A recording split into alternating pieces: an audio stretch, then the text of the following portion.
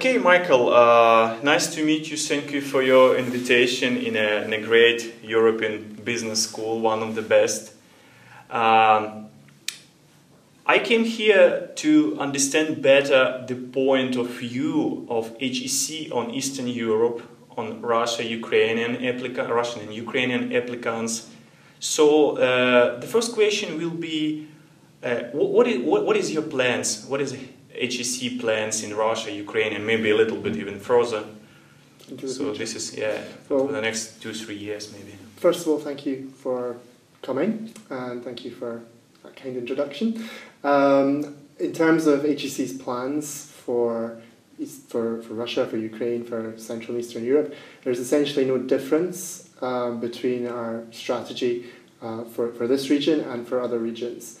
HEC values diversity, so what we're looking to do is to continue to attract the top, brightest young talents from all markets, so that we have within our class of an average of 220 participants, talented young people who represent the strongest student body that rivals other top European schools. So we're looking for people who have diverse professional backgrounds, diverse academic backgrounds, and who are really motivated to lead change and to become the next generation of business leaders. Okay, but I heard many examples when quite strong European business schools came in Russia and Ukraine, and unfortunately was unsuccessful because maybe they didn't realize the difference between expectations maybe of applicants. So, did you make any kind of analysis, any kind of steps to understand applicants better? Well, we have a group of schools, okay, which are sharing information, sharing market trends. So we are a member of that top European schools. So we talk about these issues, and the way we address them is in the marketing, the communication that we do, but also in the fairs we attend, the events that we organise. So HEC uses a mixture of strategies, both in communication and in recruitment. What we'd say in French, sur place, actually in the field, in order to face these challenges and to achieve our objectives, which is, as I said before, to continue to attract the high potential applicants that we're looking for. So you don't plan to open any joint campus in Russia and Ukraine? Not at the minute, or at least if there are plans to do that, it's not at my level. Okay, you told me that you mostly dealing with applicants on the fairs or presentations you do in Russia and Ukraine. What do you see to be the most serious advantages and disadvantages of applicants from Eastern Europe? Well, I mean, I'm thinking about the applicants, the admitted participants who we have in the programme currently. They come from a range of professional backgrounds, a range of industries, so mostly some consultants, some from financial services, a lot of people who have a background in energy, but we do have participants who have a slightly more unusual background as well, and again this is continuing with the emphasis that we put on diversity in HEC. So we have a Russian participant who has an academic background, okay, so someone who has a very technical background who's moving their career into business and commerce, so this is interesting. In terms of advantages and disadvantages, it might be that they have less international exposure and that they're using a top MBA like HEC MBA as a springboard into an international career, whereas we see from other populations of applicants that they have much more international exposure. I mean, these are general things. You find this also in other locations, even in Western Europe. If you look at markets such as Austria, for example, as a country. What about entrepreneurs from Russia and Ukraine? Do they apply to HEC? Sorry? Entrepreneurs, people with entrepreneurship. Entrepreneurs. I'm thinking about the population we currently have. We have entrepreneurs who apply, specifically Eastern and Central Europe. I can't think of a specific example off the top of my head. But we do definitely have a strong body of entrepreneurs in the programme because one of our specialisations is entrepreneurship. Many people from Russia and Ukraine have a big doubt that they have enough, let's say, social experience of dealing with non-money related industries, so non-profit organizations. Is it really important to have this in their background? What can they do if they just work in a consulting, didn't have time to do this kind of stuff? Well, first of all, it's not a prerequisite for admission to the school. If it's something that participants are interested in becoming involved in, there are a number of professional clubs, bodies on campus which allow participants to access these kinds of activities, and they're welcome to do so. As I say, there's no prerequisite for this kind of experience for admission for the program, and once you're in the program, you have the full range of options available to you. Okay, let me change the angle of camera just to make better picture.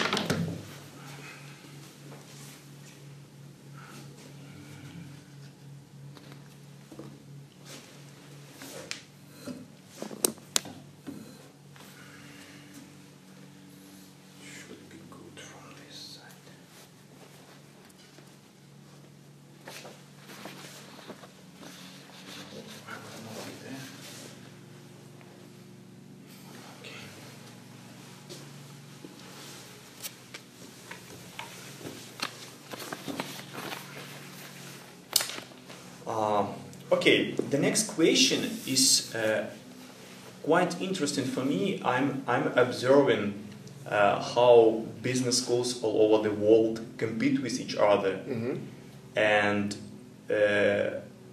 when we are dealing with the students, we need to understand very good what schools can offer for specific student, not general phrases, but something really specific, what can be touched. So my question is, how do you compete with the rest of the world? And you have a lot of very strong schools in Europe. So the question is, how you compete and what are your specific features that you can offer to every student? Okay, so your question is basically on what are the unique selling points of HEC Paris MBA as opposed to other programs. Unique value proposition. Yes. Well, again, it depends on what you're looking for. There are lots of ways in which we can differentiate HEC from other schools in our domestic market and also internationally.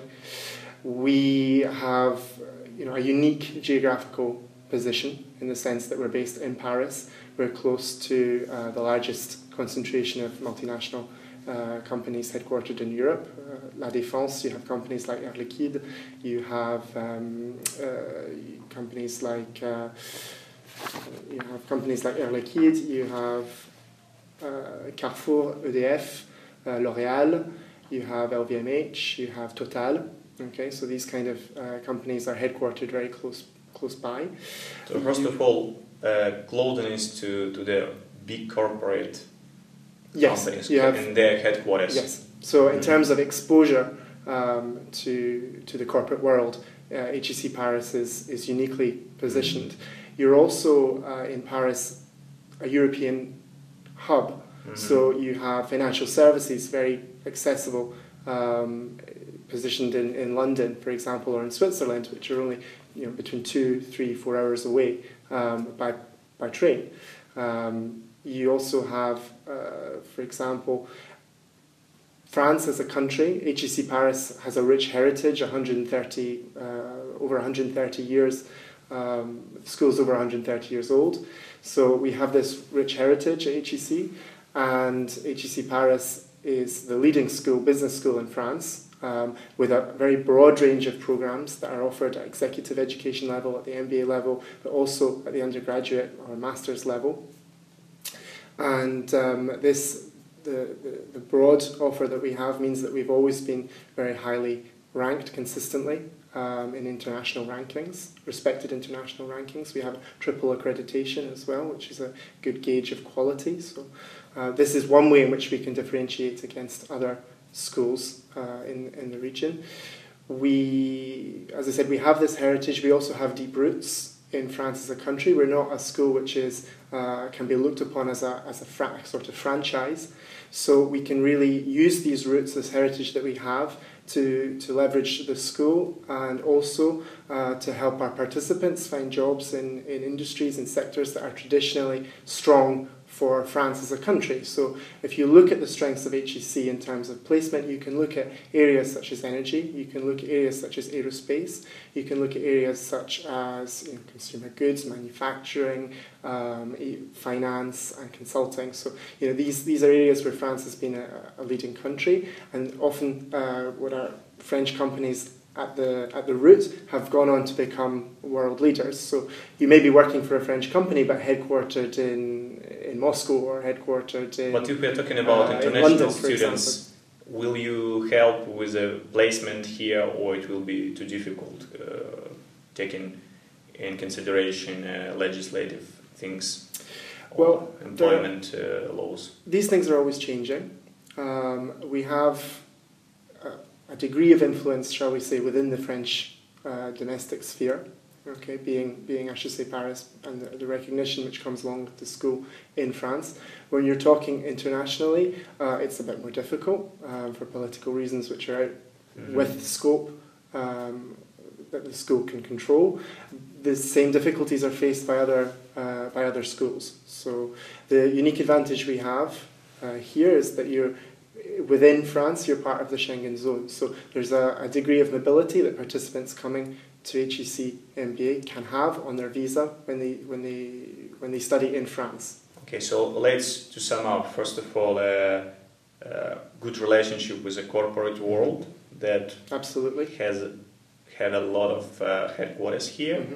Secondly, good roots with all over the world, because you have good places, and France is in the top of the Europe, and diversity of different programs that students can choose. Yes. Right? And there is a kind of, I would say, a cross-pollination between programs at HEC. So we have a very strong Masters in International Finance. So this population is also interacting with finance track students within the MBA. So the broad range of programs that we offer at HEC Paris complement one another.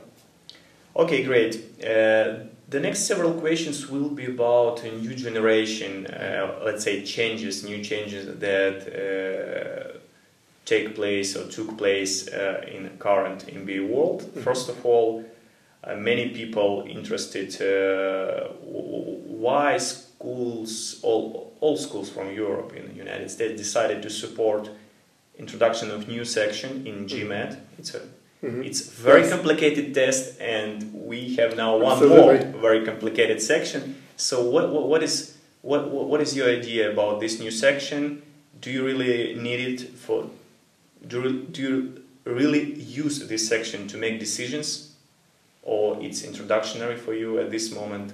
So any thoughts regarding new section? Well, absolutely. It's a new element of the test. So it's an element of the test that we have less experience working with, as it is for everyone. What is really important for us is the overall application package. So we take GMAT as one element in the bigger picture. Okay, we look at your test scores. We also look at your test scores for English, for example, for the TOEFL, the IELTS, the PTE, whatever test you choose to sit. We also look considerably at the essays that you produce, at the letters of professional recommendation that you supply along with the application itself. We look very carefully at the academic transcripts that you supply us with from your first or your second degree.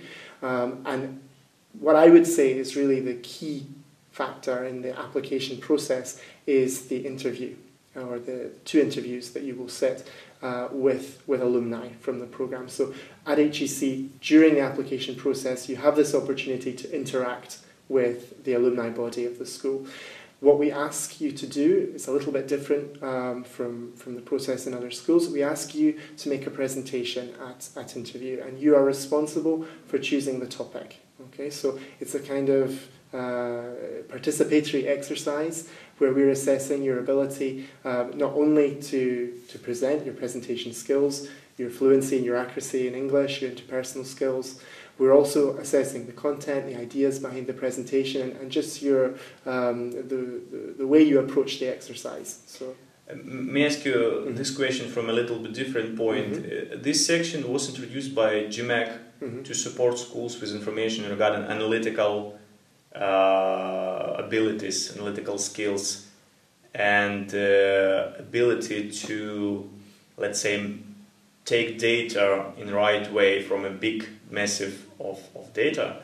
So actually, many people, after the new generation was introduced almost 1 year ago, but many people at this moment still don't realize why integrated reasoning was introduced.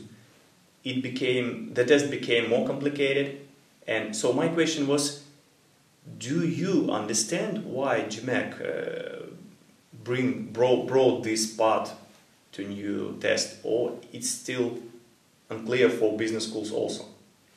Maybe it's a little tricky question, but I just need to... I think we're looking not at specific sections of the test, we're looking at the overall score, and we're also making sure that you have a balance in all sections of the GMAT.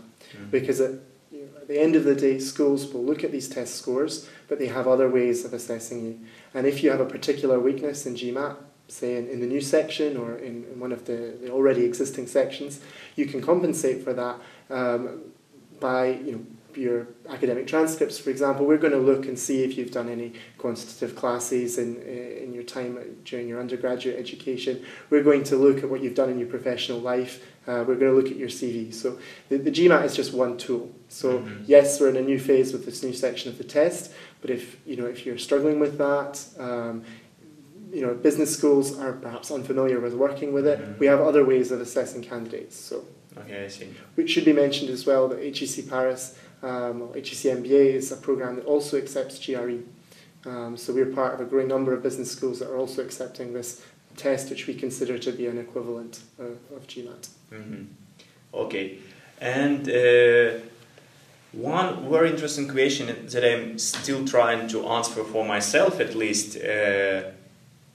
Maybe you heard that 3 or 4 months ago in Davos, quite powerful people in a business education field discussed what risk such companies like Coursera and Udacity and other models that use in online education could bring to MBA world. And it was presented a guy from Harvard, from Udacity, founder from Coursera and some other, Bill Gates actually. So do you see any potential risks for a traditional MBA program from these new resources? Because you can easily take classes to get knowledge. Of course you cannot communicate with other students, but you can at least get very good knowledge from the same professor. I think, again, it's a very recent development, so we'll see. Right now, I think the traditional format where you have a high level of interaction between your classmates, which is very important, and between professors, and also business leaders, which you get through joining a top international MBA program such as HEC Paris MBA, is a tried and tested methodology. So, and one which is successful. So, we'll see. Who knows? Do you know whether HEC take part in a Coursera Udacity courses? No. Any professors? Not to my knowledge. So. Okay. It's out of my scope it's out of my scope of activity. So. Okay, great. Thank you, Michael, for your answers. You're welcome. It will be very helpful for our students in Russia and Ukraine. Fantastic. To get better knowledge. We look forward to receiving plenty more applications. I hope. Thank you. You're welcome.